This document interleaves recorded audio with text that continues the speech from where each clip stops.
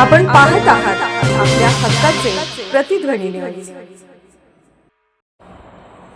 सांगलीचे पोलीस अधीक्षक संदीप घुगे यांची बदली तुषार दोशींच्या रूपाने जिल्ह्याला नवा कमांडंट।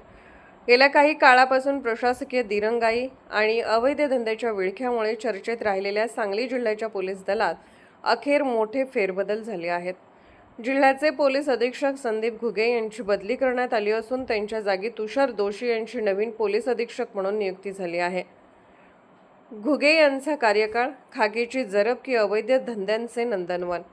संदीप घुगे यांच्या सांगलीतील कार्यकाळ हा गुन्हेगारांपेक्षा अधिक अवैध धंदेवाल्यांसाठी सुवर्णकाळ ठरला की काय, अशी चर्चा आता दबक्या आवाजात सुरू झाली आहे। त्यांच्या कार्यकाळात जिल्ह्यात मटका, गावठी दारू आणि वाळू तस्करीने अक्षरशः उच्चांक गाठला होता। अवैध धंद्यांना ऊत। जिल्ह्याच्या कानाकोपऱ्यात अवैध धंदे फोफावलेले असताना पोलीस प्रशासन मात्र धृतराष्ट्राच्या भूमिकेत होते। घुगे यांच्या मवाळ धोरणामुळे गुन्हेगारांचे मनोबल वाढले आणि सर्वसामान्यांच्या सुरक्षेचा प्रश्न ऐरणीवर आला। प्रशासकीय पकड सैल।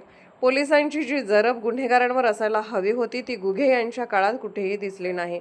बदल्यांचे राजकारण आणि अंतर्गत विसंवादामुळे पोलीस दलाची प्रतिमा मलिन झाली।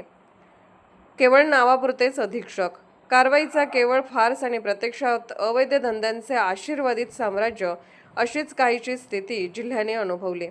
तुषार दोशींकडून सफाईची अपेक्षा। नूतन पोलीस अधीक्षक तुषार दोशी यांच्या समोर आता सांगली जिल्ह्याची विस्कळीत झालेली कायदा सुव्यवस्था रुळावर आणण्याचे मोठे आव्हान आहे। घुगे यांच्या काळात माजलेला हा अवैध कचरा दोशी कशा प्रकारे साफ करतात याकडे संपूर्ण जिल्ह्याचे लक्ष लागले आहे। जिल्ह्यातील अवैध धंदेवाल्यांचे कंबरडे मोडून काढण्यासाठी नव्या अधीक्षकांना सिंगम अवतार धारण करावा लागणार हे मात्र निश्चित। आपण पाहत आहात प्रतिध्वनी चॅनल। अशाच बातम्या पाहण्यासाठी आमच्या चॅनलला सबस्क्राईब करा आणि बेल आयकॉनवर क्लिक करा।